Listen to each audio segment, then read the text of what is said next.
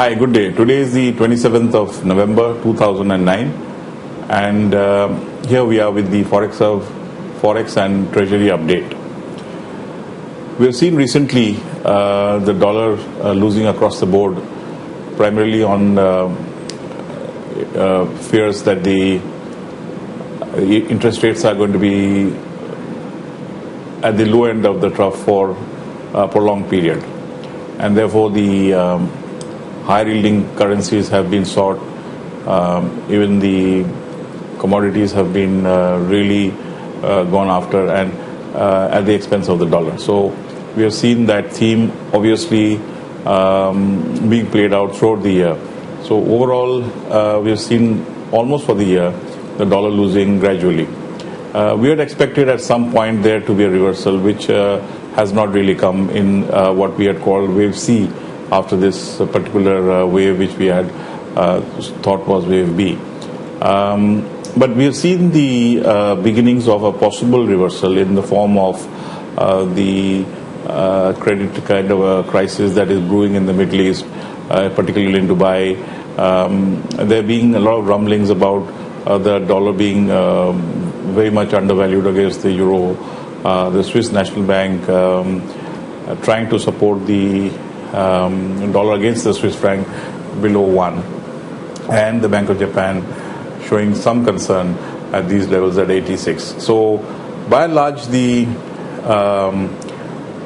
G7 seems to be worried with the dollar where it is, and going into the new year, as we come to the close of the year, there is a feeling that maybe there could be some profit taking, there could be some window dressing, there could be some remittances back to the United States. So in all, there seems to be a fertile ground for some correction, if one would like to put it that way.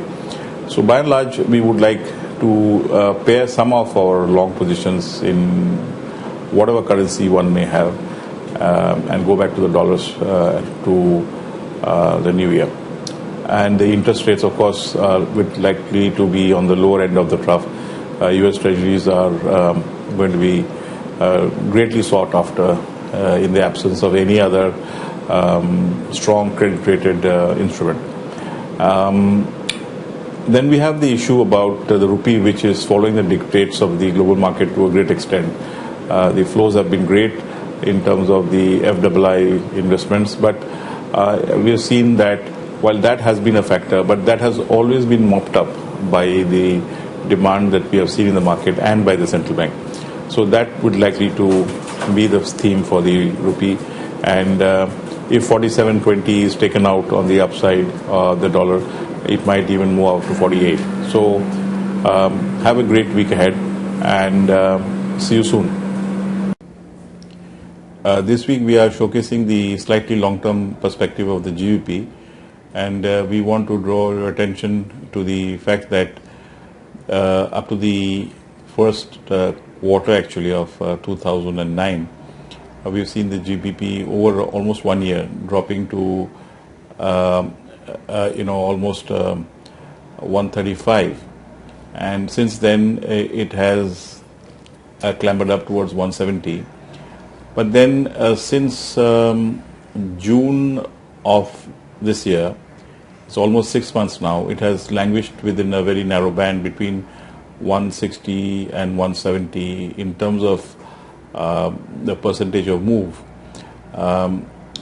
It is also showing signs of being tired here, and if we were to now move into a slightly shorter term perspective, we will notice that the 3-month moving average is somewhere close to 163.70, which it seems to have pierced in the day on this Friday of the 27th of November as we speak.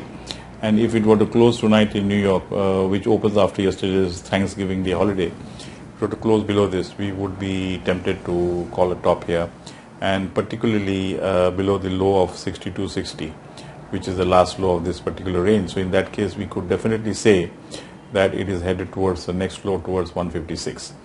Now, what would that mean? Of course, the correlation with the euro is obvious. Of course, there are leads and lags.